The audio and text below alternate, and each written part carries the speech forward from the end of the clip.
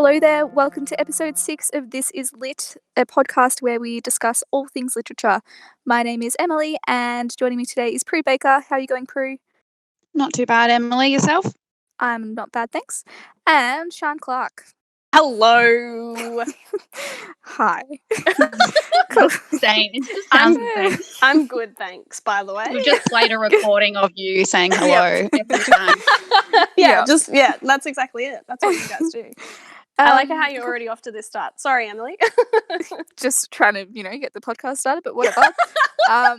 Too much fun is being had already. I like it.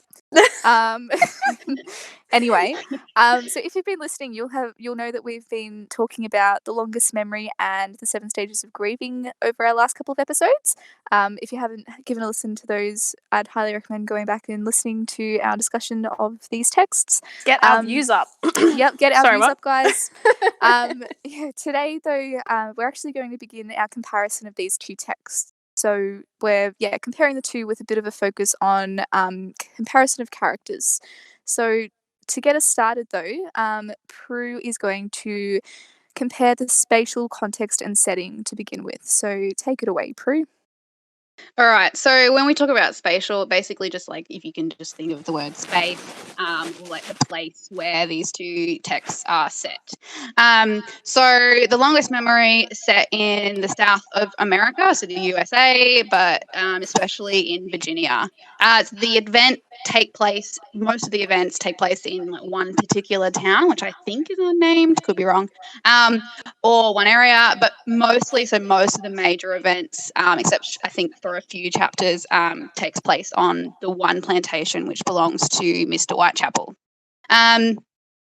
Whereas in contrast, in the 7 Stages of Grieving, there's no one specific location. It's just set in Australia, basically. Some of the events, so some of the chapters, scenes like the march or the bridge scene take place in Sydney and Brisbane. And I think there's references to Botany Bay as well in the 1788 scene. Yep. This gives, yes, thank you. This gives the impression... Good job. Thanks for the feedback, Sian. So I think this gives the impression that these issues or the narratives that are discussed in the play are widespread, or they cover the whole entire Australia, or all of the Indigenous people around Australia. All right, that's all from me today. Take it over from you to Sian. Thank you, Prue Baker. So when we're looking at the temporal context and the setting, basically what we're thinking about the time period in which it was set. So The Longest Memory, it's really important to realise The Longest Memory is set from 1790 to 1810. And this is during a period of when the northern states of America are starting to abolish their slavery. However, the South, whose economy is still very much based on agriculture, and as you guys would know, like there's lots of production of like cotton, sugarcane, tobacco, all that sort of stuff. The slave trade and slavery wasn't really abolished there yet. For not The Longest Memory, The 7 Stages of Grieving, as Prue said before, it kind of jumps around a lot in time. But it basically deals with essentially, what did you say, Prue? Botany Bay, the landing, like the... That's where the first fleet landed, in Botany Bay. Yeah, so when the first fleet got to Australia, and then all the way up until, even though it's very, what's the word?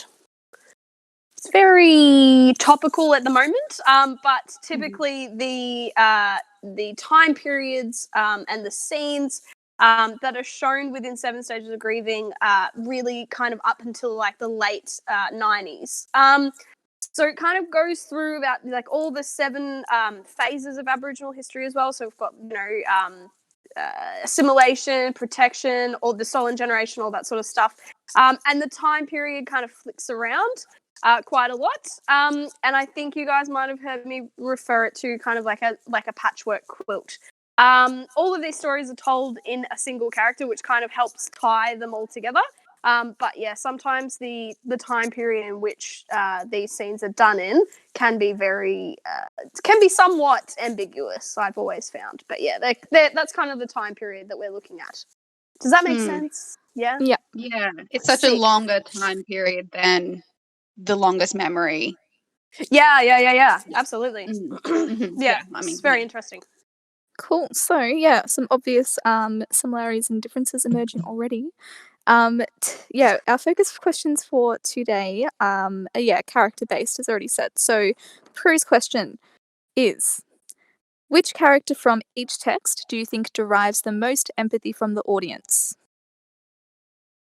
All right. I'll begin since it's my question. I chose Cook and the woman at the funeral. So Oh my Okay. god. Yes. yeah. Sorry. That's fine. I think they are similar in their like experiences of loss and their want for connection and relationships. Cook, we see her as utterly powerless in so many of the circumstances she goes through. So, like her violent rape, her marriage with Whitechapel. I mean, I don't even know. Like, it says, gives the impression that she's kind of okay with it, but I think that we can kind of also take away that she kind of felt forced to, and basically, like, she was like indebted to Whitechapel for like saving her. So I think that comes on like her powerless, that she didn't really have a choice. And of course, of course she's powerless in her enslavement as well. We kind of see that we don't really see much hope for herself, but she places all of this hope and love into her son and his future and if society might change.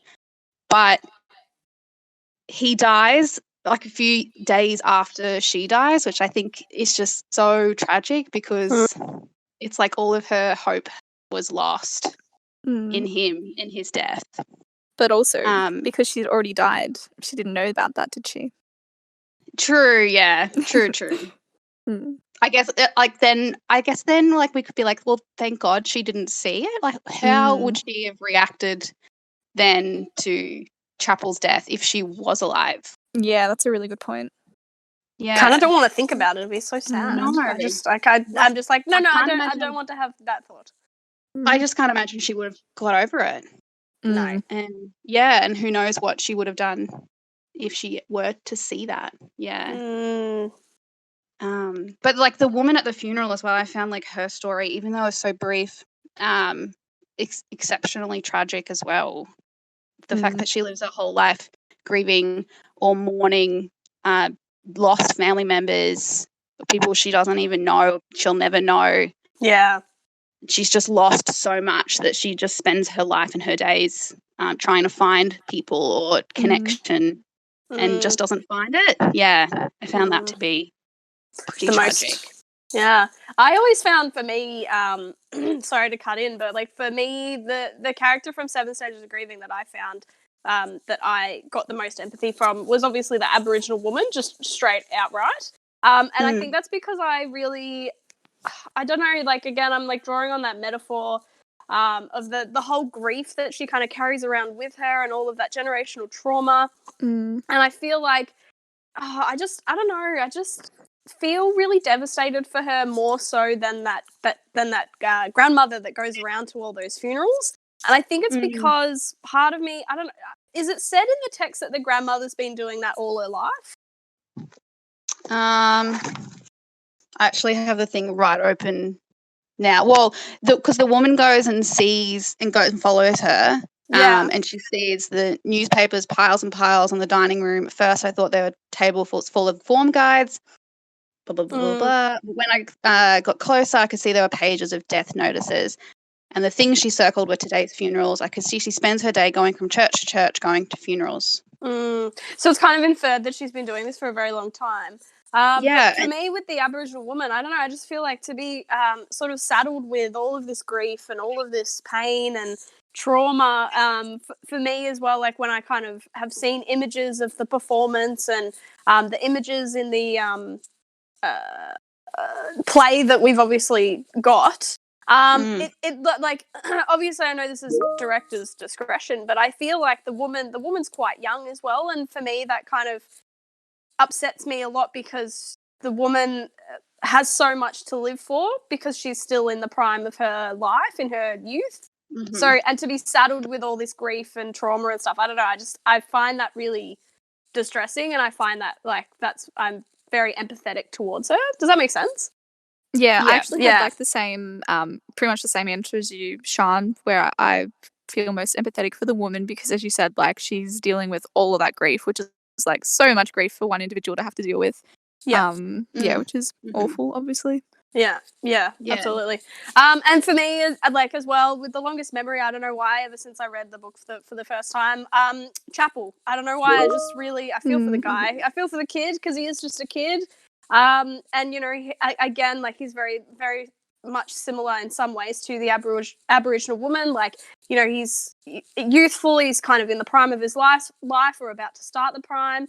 And he obviously is murdered, but he's born into this terrible, terrible world and terrible life. And even though he is full of hope about running away with Lydia and stuff like that, I don't know. I don't know. I don't like in his poetry and like he just I don't know. He really opens up and like the reader gets to really like understand him and sort of kind of almost connect with him through his words and through how the others speak about him. And I don't know. And then he's murdered, and you know, and that's just awful. I think that highlights the tragedy of it, the fact that he was so full of hope and looking forward and optimistic about his future, and then tragically taken down. That just, I think, exacerbates or highlights that tragedy. You know, I think it's really interesting that you picked the first character you picked was the one that we heard the most from in that text, and I feel like in The Longest Memory, Chapel wasn't given a whole lot of time. No. He was only given that one chapter. It was kind of poetic as well, like it was in prose, so we didn't get a whole lot of like insight into his thoughts and anyway, I just thought that was an interesting note. I didn't even think about that.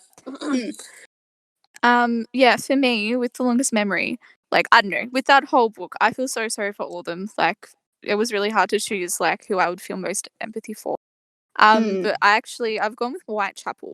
And I don't know if it's just reflective of me having, like, this existential crisis at the moment where I'm like, how awful to, like, have literally lived, like, your whole life, like, which was a miserable life, like, being a slave, only to, like, in, you know, your final stages of life have, like, caused the death of your own son and then been, like, you know, shunned by your entire family from it as well. Yep, like, I just think that would be so awful, like, to, you know, have, lived a really awful life and then, like, in your final years or moments or whatever to, like, have to be feeling like, yep, everything I've lived for was a waste. Like, you know, he thought he was going to be keeping Chapel safe by, like, getting him to come back and that sort of stuff, only for that to have actually caused his death and everything. So, like, I don't know, I just find that quite heartbreaking that, like, his, like, the morals that he had based living his life on, kind of what caused his ruin in the end. His, like, passivity, I'm not sure. But yeah, the fact that he's done this to keep himself and his family safe, like he's, you know, trying to forget all of this stuff or trying to sever ties to his African past to keep himself safe or to keep his family safe. But ultimately, like, that was the undoing of him, and that's really cruel as well. Like, tragic as well. Yeah. Yes. Anyway, moving on. My question for the week. Which characters are similar in terms of their power or powerlessness? So mine's like a little bit left of field, and I apologize for this, but obviously, I went for rather groups of people. I don't know. Is this okay? Yeah, because I know with 7 Stages of Grieving, like, I still don't really look at them as characters. I'm more just like, you are just people. Representative, like, I don't know. Yeah, representative of that particular thing. But I kind of drew parallels with like, obviously, Sanders Senior, Sanders Junior, and the plantation owners versus the Australian police force. Yes, I had that too. Oh, okay. Yeah. I was like, Yeah. oh my god, this is a great point. Obviously, talking about the Australian police force and obviously how they are represented in the text, Seven Stages of Grieving. They are represented as to be very racially biased. They kill Daniel Yock. Yeah. Mhm. Yeah. Yeah. How do they do it again? Do they do it the same way that what happened to? I don't know if it's expressly.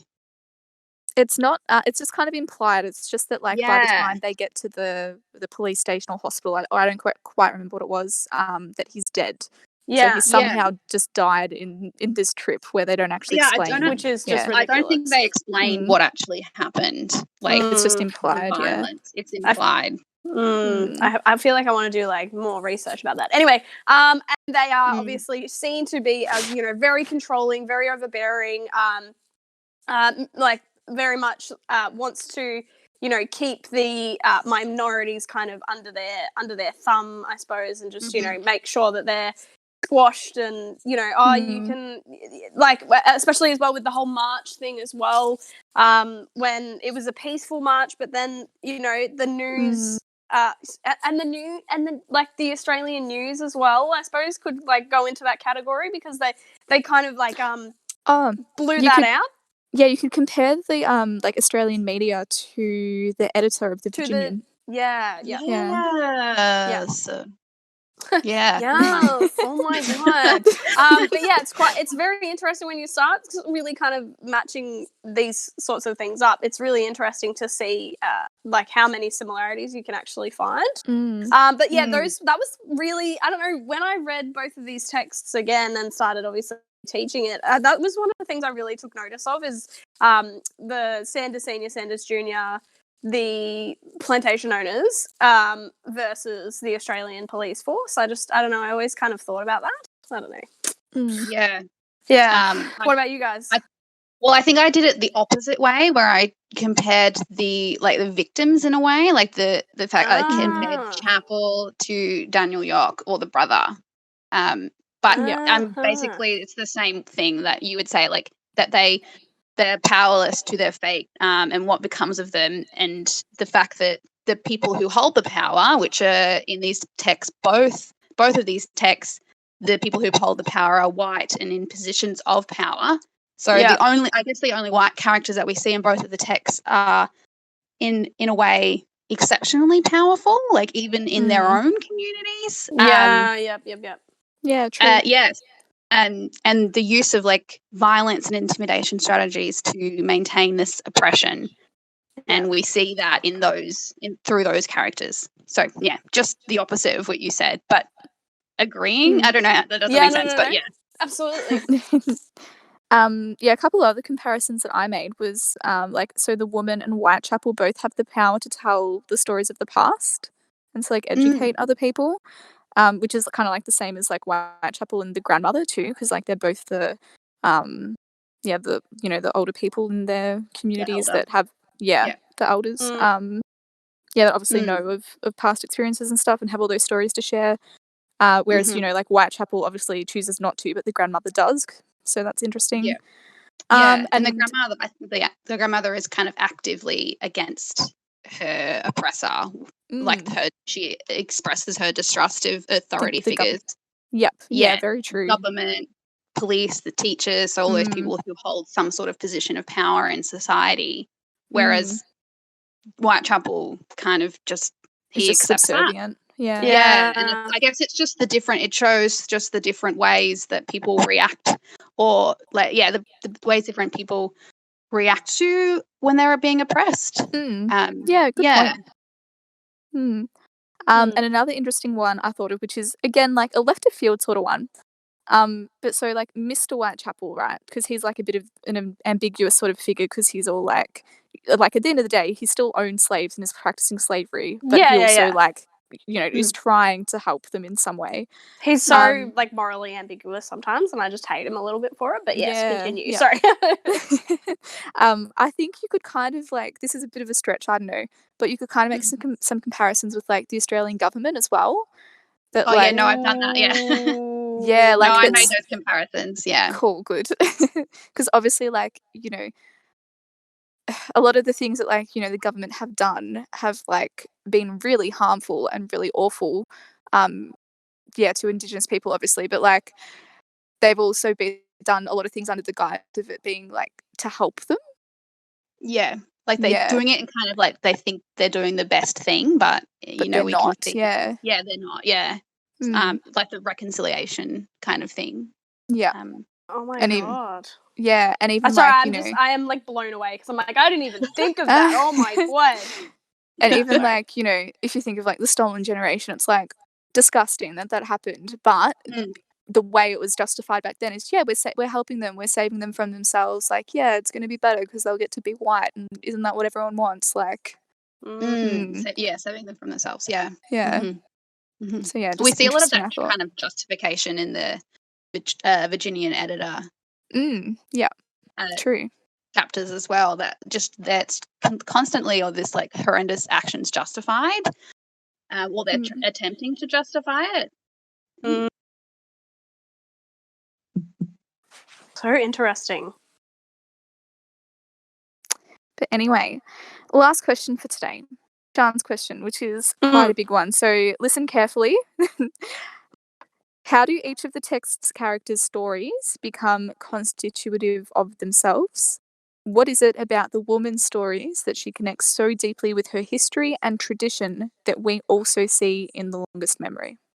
I'm really sorry, it's a long question. It I took me a while. apologize. I had to read it a few times. Mm, I had to really think about this one though because I wanted to do something. I don't know. I just really wanted to talk about the stories and stuff. So I can go first if you guys want. All I kind of wanted to talk about with this was how, like the stories, like in which the like both of these texts deal with. Obviously, Whitechapel stories, and then we obviously have the Aboriginal woman stories.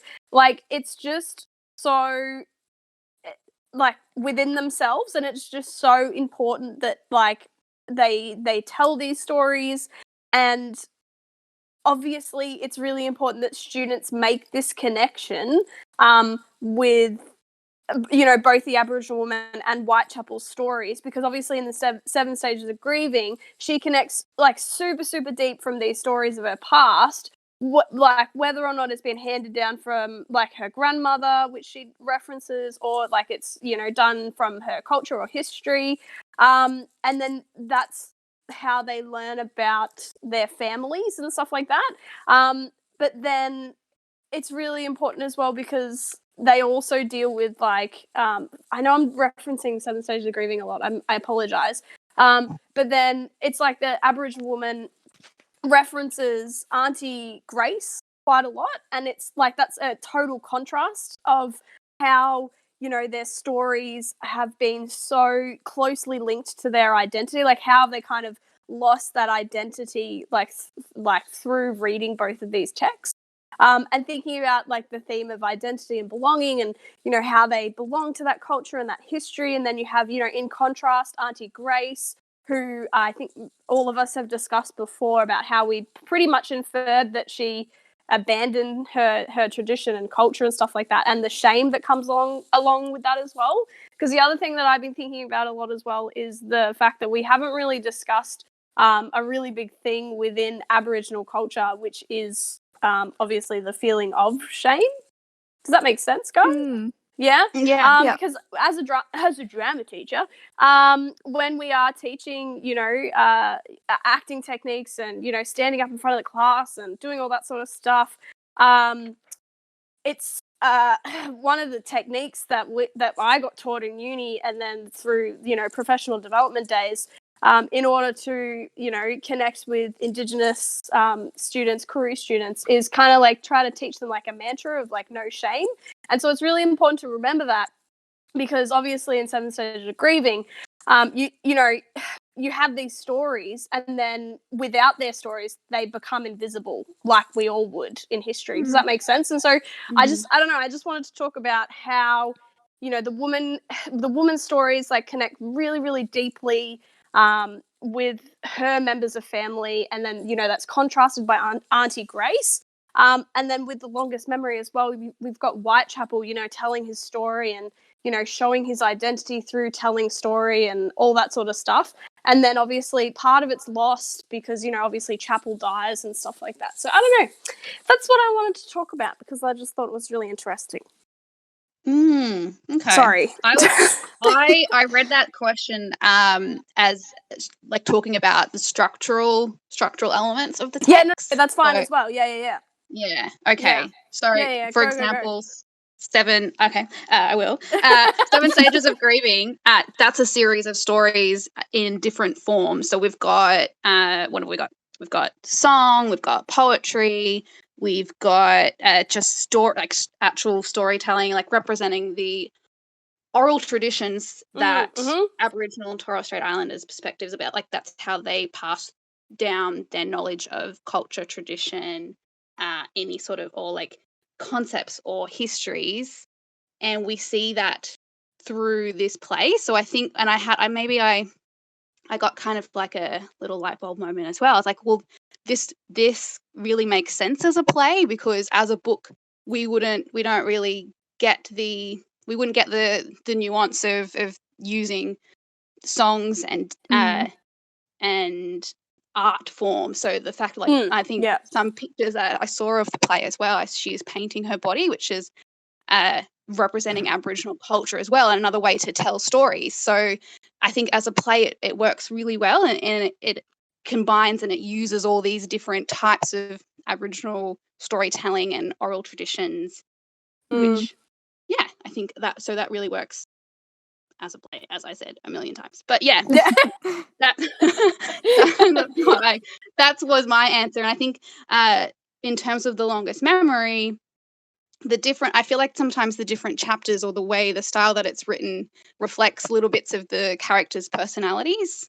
So the obvious one to me was Chapel. And his chapter was prose, so poetry, which I guess represents or reflects his love for that style of writing. And I think also, I guess maybe as well highlights a tragedy that's something that was denied to him, and but that is something that is so core to his personality and who he is. Emily? I feel like you guys have pretty much covered it all. Really insightful answers. I don't know. I feel like I misinterpreted this question. That was probably my bad because I wrote it really badly. I'm like, I don't understand. I was like, I'm just gonna write it and then hopefully they understand it. Like, I actually sometimes I look at like my work and like sometimes I look at like the stuff that I do and I'm like, how do my kids understand what I'm on about? Well, I felt like a kid today. Yeah, me too. I'm sorry. I guess I kind of looked at it. I really more so focused on like your like the second part of the question, asking about connecting like the stories with history and tradition in the longest memory. And I think like looking at it from that perspective, I think just looking at like, more so the references to like, Mr. Whitechapel's family and how they've kind of like been in the business for generations and generations, kind of like is there to kind of lend weight to the idea of slavery being something that's just been embedded in history and culture for a long time back then. And then I guess like the same could be said for Whitechapel as well, because he it's really overemphasized the fact that he's like been around for forever and that he's really old and everything. So I think that too is like trying to reinforce that idea that slavery is something that's been that was like going on for way too long. I suppose the final point I kind of wanted to add was kind of on yours, Em, with the fact that both The Longest Memory and 7 Stages of Grieving show what like problematic stories as well. And so the way that, the editor from the Virginian has been shown, like that's quite a problematic plot line, because obviously like the Virginian editor is kind of like being like, yeah, slavery is the best, but actually it's not, or like slavery needs to happen and stuff like that. And I kind of link that to the wider, like how the wider Australian public and, the Australian police force and all that sort of stuff, how they've been represented in 7 Stages of Grieving as well. because like that's very problematic, like especially with the story of Daniel Yock, and like what happened to him. I don't know. I just found parallels with them, but yeah. Yeah, no, I'll totally stop talking now. No, you Sorry. won't, because you are running our you are running our final segment today, which is a game. Isn't it? What is it called again? It's called I just wrote character match game? Question mark, question mark, question mark. We're really good at coming up with games. Like, yeah, we're so good. Yeah, absolutely. Well, guys, get ready for this train wreck because it's going to be a train wreck. So, essentially, what you guys have to do. So, I might say a character, for example, Whitechapel, and you have to try to match like what you believe to be the most similar counterpart in 7 Stages of Grieving. All of this is up to my discretion. So, like, you guys could tell me 2 completely different characters, and give me your reasons, and then I can be like, I like Emily's answer better, so I'll go with that. Right. So we're playing favourites again, which so, I'm yeah, sure I was going to say, it sounds like a favourites game. you love it. This is a really dangerous game, Sean Clark. All right, you guys ready? Yep. Mm-hmm. All right, ready? So you're comparing these longest memory characters to 7 Stages of Grieving. So the first longest memory character is Chapel. Go. Daniel Yock. No, Prue. Okay, you Daniel both. You both didn't say your name, so no you points. didn't say that in the rule. How are we meant to remember that it carries over? I thought this was a new game. I'm sorry. All right. So the next character is Sanders Senior. Go. The police. Oh, Emily. Sorry. Emily. Yes. Emily. Yes. The police. Why? Tell me why. Oh, did I really want to answer this? No. So it's because they both abuse their power. So Sanders Senior, abuses his power. So do the police in the 7 Stages of Grieving. And they do that through like really violent means as well. Perf. Mm-hmm. All right, next question. Cook, go. Oh, I had this before. I just said it. You literally just said it. I know. I have to call my notes. I can't remember what she said either. Oh my gosh. Cook. Oh, the Prue. I Yes, compared it to the woman at the funeral. Yes, tell me why. That's all right. Oh, but I've said it. All right. Okay. Nah, you have to do it again. Because they're completely powerless. Because I think I highlighted their sense of like extreme loss and powerlessness, and their want of connection to family and community. Ooh, yes, glorious. Yeah. I can't really argue with that. If you said I was wrong, then you would have then said that I was wrong in our first segment. That's fine. All right, 1-1, go. True. All right, the tiebreaker. You guys ready? Yeah.